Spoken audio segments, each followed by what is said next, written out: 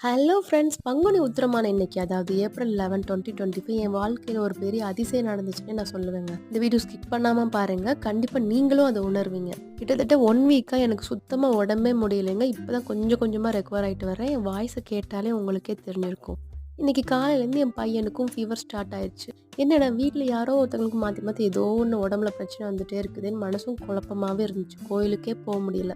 நான் இந்த வீடியோ எடுக்கிற டைம் பார்த்தீங்கன்னா, சாயந்தரம் 5 to 5:30க்குள்ள தான் இருக்கும். ஒரு 4:30 இருக்குங்க. இன்னைக்கு கோயிலுக்கே முடியலையே முருகா! எப்படியாவது ஏதோ ஒரு ரூபத்துல என் கண்ணுல நீங்க படுங்களேன் அப்படின்னு சொல்லி கேட்டு, ஒரு 1/2 அன் ஹவர் கிட்ட கூட இல்லைங்க. கடைக்கு போலான்னு கேட்ட தொறக்கிறேன். நீங்க பார்க்குறீங்க பார்த்தீங்களா, இந்த காட்சி தான்.